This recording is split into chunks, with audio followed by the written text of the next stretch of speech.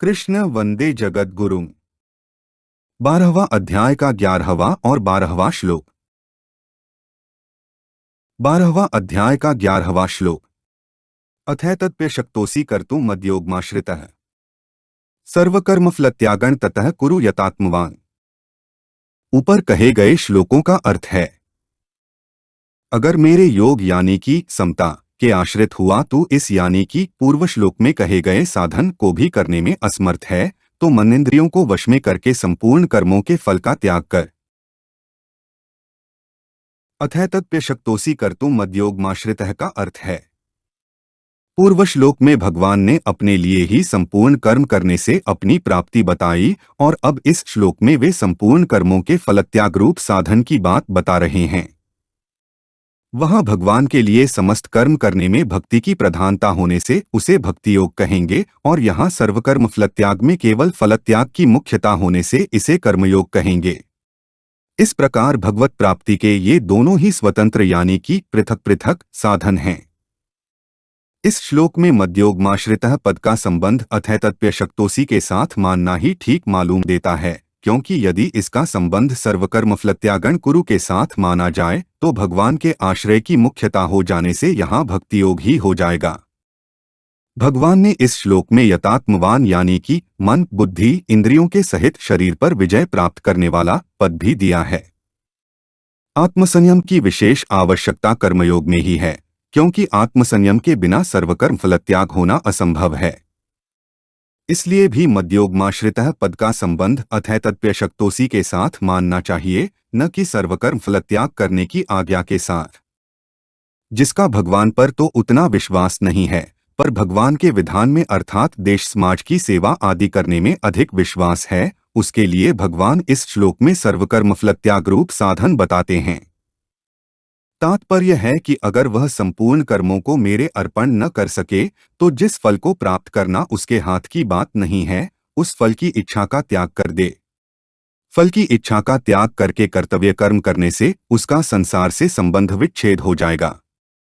सर्वकर्म फलत्यागं ततः कुरु यतात्मवान का अर्थ है, कर्मयोग के साधन में स्वाभाविक ही कर्मों का विस्तार होता है, क्योंकि योग की प्राप्ति में अनासक्त भाव से कर्म करना ही हेतु कहा गया है। इससे कर्मों में फलासक्ति होने के कारण बंधने का भय रहता है। अथ यतात्मवान पद से भगवान कर्मफल त्याग के साधन में मननेंद्रियों आदि के संयम की आवश्यकता बताते हैं। यह ध्यान देने की बात है कि मननेंद्रियों का संयम होने पर कर्मफल त्याग में भी सुगमता होती है। अगर साधक मन बुद्धि इंद्रियों आदि का संयम नहीं करता तो स्वाभाविक ही उसके मन द्वारा विषयों का चिंतन होगा और उसकी उन विषयों में आसक्ति हो जाएगी। इससे उसका पतन होने की बहुत संभावना रहेगी। त्याग का उद्देश्य होने से साधक मननेंद्रियों का संयम सुगमता से कर सकता है। यहाँ सर्वकर्म पद यज्ञ दान तप सेवा और वर्णाश्रम के अनुसार जीविका तथा शरीर निर्वाह के लिए किए जाने वाले शास्त्र विहित संपूर्ण कर्मों का वाचक है। सर्वकर्म फल त्याग का अभिप्राय स्वरूप से कर्मफल का त्याग न होकर कर्मफल में ममता आसक्ति कामना वासना आदि का त्याग ही है। कर्मफल त्याग के साधन में कर्मों का स्वरूप से त्याग करने की बात नहीं कही गई, क्योंकि कर्म करना तो जरूरी है। जैसा कि पहले कह चुके हैं, आवश्यकता केवल कर्मों और उनके फलों में ममता आसक्ति कामना आदि के त्याग की ही है। कर्मयोग के साधक को अकर्मण्य नहीं होना चाहिए, क्योंकि कर्मफल त्याग की बात सुनकर प्रायः साधक सोचता है कि जब कुछ लेना ही नहीं है तो फिर कर्मों को करने की क्या जरूरत। इसलिए भगवान ने दूसरे अध्याय के 47वें श्लोक में कर्मयोग की बात कहते हैं, तेरी कर्म न करने में आसक्ति न हो। यह कहकर साधक के लिए अकर्मण्यता यानी कि कर्म के त्याग का निषेध किया है। 18वें अध्याय के 9वें श्लोक में भगवान ने सात्विक त्याग के लक्षण बताते हुए कर्मों में फलासक्ति के त्याग को ही सात्विक त्याग कहा है, न कि स्वरूप से कर्मों के त्याग को। फलासक्ति का त्याग करके क्रियाओं को करते रहने से क्रियाओं को करने का वेग शांत हो जाता है और पुरानी आसक्ति मिट जाती है। फल की इच्छा न रहने से कर्मों से सर्वथा संबंध विच्छेद हो जाता है और नई आसक्ति पैदा नहीं होती। फिर साधक कृतकृत्य हो जाता है। पदार्थों में राग आसक्ति कामना ममता फलेच्छा आदि ही क्रियाओं का वेग पैदा करने वाली है। इनके रहते हुए हठपूर्वक क्रियाओं का त्याग करने पर भी क्रियाओं का वेग शांत नहीं होता। रागद्वेष रहने के कारण साधक की प्रकृति पुनः उसे कर्मों में लगा देती है। अथ रागद्वेष आदि का त्याग करके निष्काम भाव पूर्वक कर्तव्य कर्म करने से ही क्रियाओं का वेग शांत होता है। जिन साधकों की सगुण साकार भगवान में स्वाभाविक श्रद्धा और भक्ति नहीं है, प्रत्युत व्यावहारिक और लोकहित के कार्य करने में ही अधिक श्रद्धा और रुचि है, ऐसे साधकों के लिए यह सर्वकर्मफल त्याग रूप साधन बहुत उपयोगी है। भगवान ने जहाँ भी कर्मफल त्याग की बात कही है, वहाँ आसक्ति और फलेच्छा के त्याग का अध्याहार कर लेना चाहिए, क्योंकि भगवान के मत में आसक्ति और फलेच्छा का पूरी तरह त्याग होने से ही कर्मों से सर्वथा संबंध विच्छेद होता है। संपूर्ण कर्मों के फल यानी कि फलेच्छा का त्याग भगवत प्राप्ति का स्वतंत्र साधन है। कर्मफल त्याग से विषयासक्ति का नाश होकर शांति यानी कि सात्विक सुख की प्राप्ति हो जाती है। उस शांति का उपभोग न करने से यानी कि उसमें सुख बुद्धि करके उसमें न अटकने से वह शांति परमतत्व का बोध कराकर उससे अभिन्न करा देती है। 12वां अध्याय का 12वां श्लोक।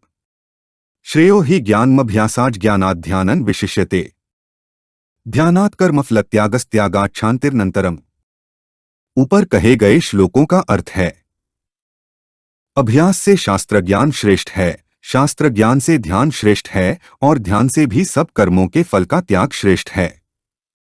कर्मफल त्याग से तत्काल ही परम शांति प्राप्त हो जाती है।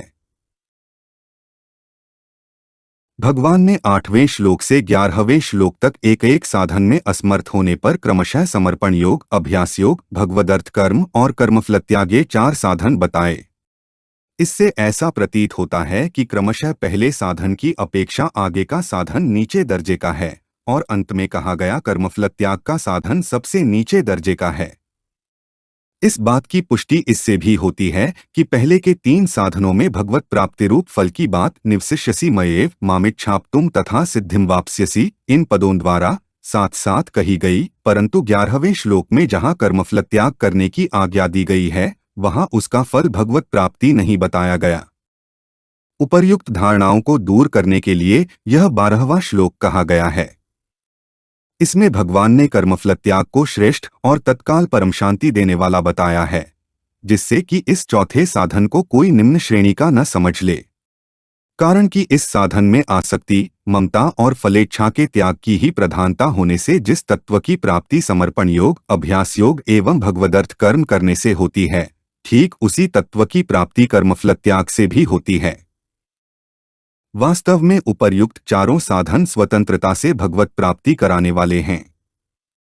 साधकों की रुचि, विश्वास और योग्यता की भिन्नता के कारण ही भगवान ने 8वें से 11वें श्लोक तक अलग अलग साधन कहे हैं। जहां तक कर्मफल त्याग के फल यानी कि भगवत प्राप्ति को अलग से 12वें श्लोक में कहने का प्रश्न है, उसमें यही विचार करना चाहिए कि समर्पण योग, अभ्यास योग एवं भगवदर्थ कर्म करने से भगवत प्राप्ति होती है, यह तो प्रायः प्रचलित ही है, किंतु कर्मफल त्याग से भी भगवत प्राप्ति होती है, यह बात प्रचलित नहीं है।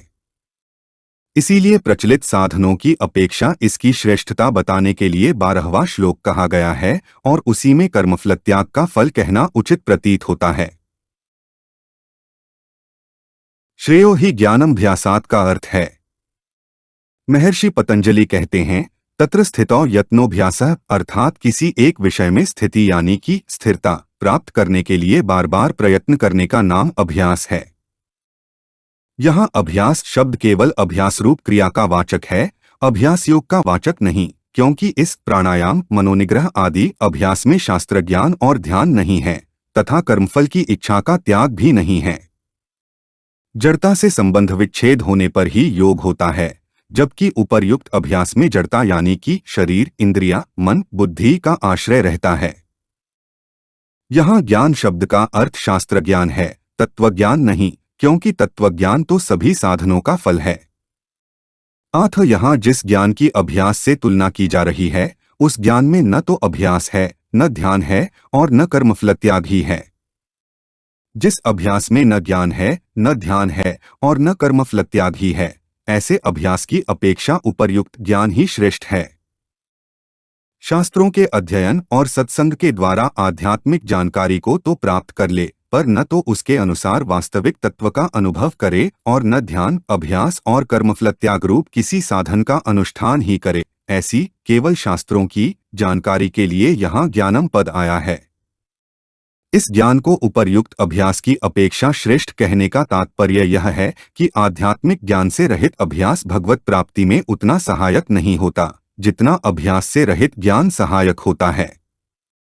कारण कि ज्ञान से भगवत प्राप्ति की अभिलाषा जागृत हो सकती है, जिससे संसार से ऊंचा उठना जितना सुगम हो सकता है उतना अभ्यास मात्र से नहीं। ज्ञानाध्यान विशिष्यते का अर्थ है। यहाँ ध्यान शब्द केवल मन की एकाग्रता रूप क्रिया का वाचक है, ध्यान योग का वाचक नहीं।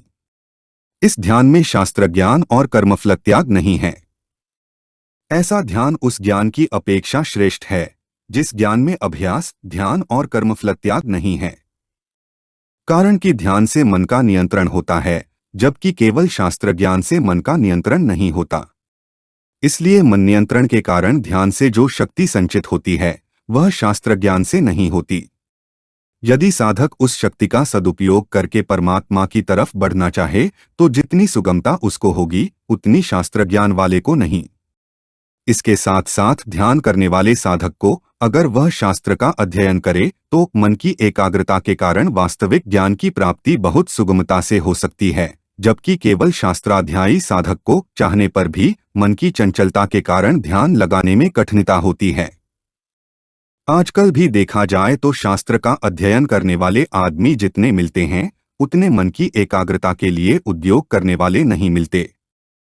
ध्यानात् कर्मफल त्यागः का अर्थ है ज्ञान और कर्मफल त्याग से रहित ध्यान की अपेक्षा ज्ञान और ध्यान से रहित कर्मफल त्याग श्रेष्ठ है। यहाँ कर्मफल त्याग का अर्थ कर्मों तथा कर्मफलों का स्वरूप से त्याग नहीं है, प्रत्युत कर्मों और उनके फलों में ममता, आसक्ति और कामना का त्याग ही है। उत्पत्ति विनाशशील सबकी सब वस्तुएं कर्मफल हैं। उनकी आसक्ति का त्याग करना ही संपूर्ण कर्मों के फलों का त्याग करना है। कर्मों में आसक्ति और फलेच्छा ही संसार में बंधन का कारण है। आसक्ति और फलेच्छा न रहने से कर्मफल त्यागी पुरुष सुगमतापूर्वक संसार बंधन से मुक्त हो जाता है।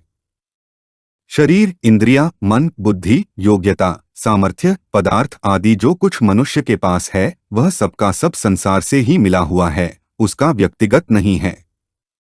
इसलिए कर्मफल त्यागी अर्थात कर्मयोगी मिली हुई शरीर आदि सब सामग्री को अपनी और अपने लिए न मानकर उसको निष्काम भावपूर्वक संसार की ही सेवा में लगा देता है।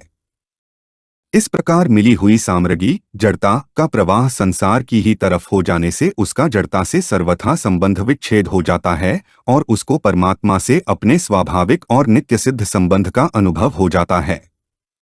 इसलिए कर्मयोगी के लिए अलग से ध्यान लगाने की जरूरत नहीं है। अगर वह ध्यान लगाना भी चाहे तो कोई सांसारिक कामना न होने के कारण वह सुगमतापूर्वक ध्यान लगा सकता है, जबकि सकाम भाव के कारण सामान्य साधक को ध्यान लगाने में कठिनाई होती है। गीता के 6ठे अध्याय में ध्यान योग के प्रकरण में भगवान ने बताया है कि ध्यान का अभ्यास करते करते अंत में जब साधक का चित्त एकमात्र परमात्मा में अच्छी तरह से स्थित हो जाता है तब वह संपूर्ण कामनाओं से रहित हो जाता है और चित्त के उपराम होने पर वह स्वयं से परमात्म तत्व में स्थित हो जाता है। परंतु कर्मयोगी संपूर्ण कामनाओं का त्याग करके तत्काल स्वयं से परमात्म तत्व में स्थित हो जाता है।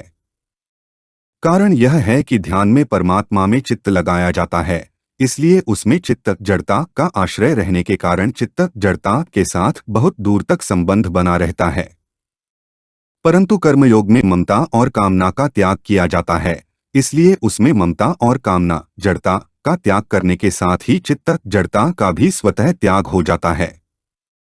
इसलिए परिणाम में समान रूप से परमात्म तत्व की प्राप्ति होने पर भी ध्यान का अभ्यास करने वाले साधक को ध्येय में चित्त लगाने में कठिनाई होती है तथा उसे परमात्म तत्व का अनुभव भी देरी से होता है, जबकि कर्मयोगी को परमात्म तत्व का अनुभव सुगमतापूर्वक तथा शीघ्रता से होता है। इससे सिद्ध होता है कि ध्यान की अपेक्षा कर्मयोग का साधन श्रेष्ठ है। अपना कुछ नहीं, अपने लिए कुछ नहीं चाहिए और अपने लिए कुछ नहीं करना है, यही कर्मयोग का मूल महामंत्र है, जिसके कारण यह सब साधनों से विलक्षण हो जाता है। त्यागात् शान्तिरनंतरम का अर्थ है, यहाँ त्यागात् पद कर्मफल त्याग के लिए ही आया है। त्याग के स्वरूप को विशेष रूप से समझने की आवश्यकता है। त्याग न तो उसका हो सकता है जो अपना स्वरूप है और न उसी का हो सकता है जिसके साथ अपना संबंध नहीं है। जैसे अपना स्वरूप होने के कारण प्रकाश और उष्णता से सूर्य का वियोग नहीं हो सकता और जिससे वियोग नहीं हो सकता उसका त्याग करना असंभव है। इसके विपरीत अपना स्वरूप न होने के कारण अंधकार और शीतलता से सूर्य का वियोग भी कहना नहीं बनता, क्योंकि अपना स्वरूप न होने के कारण उनका वियोग अथवा त्याग नित्य और स्वतः सिद्ध है। इसलिए वास्तव में त्याग उसी का होता है जो अपना नहीं है पर भूल से अपना मान लिया गया है। जीव स्वयं चेतन और अविनाशी है तथा संसार जड़ और विनाशी है। जीव भूल से अपने अंशी परमात्मा को भूलकर विजातीय संसार को अपना मान लेता है। इसलिए संसार से माने हुए संबंध का ही त्याग करने की आवश्यकता है। त्याग असीम होता है। संसार के संबंध में तो सीमा होती है, पर संसार के त्याग संबंध विच्छेद में सीमा नहीं होती। तात्पर्य है कि जिन वस्तुओं से हम अपना संबंध जोड़ते हैं उन वस्तुओं की तो सीमा होती है, पर उन वस्तुओं का त्याग असीम होता है। त्याग करते ही परमात्म तत्व की प्राप्ति हो जाती है। परमात्म तत्व की प्राप्ति भी असीम होती है, कारण कि परमात्म तत्व देश, काल, वस्तु, व्यक्ति आदि की सीमा से रहित असीम है। सीमित वस्तुओं के मोह के कारण ही उस असीम परमात्म तत्व का अनुभव नहीं होता। कर्मफल त्याग में संसार से माने हुए संबंध का त्याग हो जाता है। इसलिए यहाँ त्यागात् पद कर्मों और उनके फलों, संसार के साथ भूल से माने हुए संबंध का त्याग करने के अर्थ में ही आया है। यही त्याग का वास्तविक स्वरूप है। त्याग के अंतर्गत जप, भजन, ध्यान, समाधि आदि के फल का त्याग भी समझना चाहिए, कारण कि जब तक जप, भजन, ध्यान, समाधि अपने लिए की जाती है तब तक व्यक्तित्व बना रहने से बंधन बना रहता है। अतः अपने लिए किया हुआ ध्यान, समाधि आदि भी बंधन ही है। इसलिए किसी भी क्रिया के साथ अपने लिए कुछ भी चाह न रखना ही त्याग है। वास्तविक त्याग में त्यागवृत्ति से भी संबंध विच्छेद हो जाता है। यहाँ शांतियः पद का तात्पर्य परम शांति की प्राप्ति है। इसी को भगवत प्राप्ति कहते हैं। अभ्यास, ज्ञान और ध्यान तीनों साधनों से वस्तुतः कर्मफल त्याग रूप साधन श्रेष्ठ है। जब तक साधक में फल की आसक्ति रहती है तब तक वह जड़ता का आश्रय रहने से मुक्त नहीं हो सकता। इसलिए फलासक्ति के त्याग की जरूरत अभ्यास, ज्ञान और ध्यान तीनों ही साधनों में है। जड़ता अर्थात उत्पत्ति विनाशशील वस्तुओं का संबंध ही अशांति का खास कारण है। कर्मफल त्याग अर्थात कर्मयोग में आरंभ से ही कर्मों और उनके फलों में आसक्ति का त्याग किया जाता है। इसलिए जड़ता का संबंध न रहने से कर्मयोगी को शीघ्र परम शांति की प्राप्ति हो जाती है। हमारे चैनल को सब्सक्राइब करें। अगर यह वीडियो आपको अच्छी लगी तो वीडियो को लाइक करें, वीडियो को अपने दोस्तों के साथ शेयर करें, अपने सुझाव हमें कमेंट करके बताएं। जय श्री कृष्णा।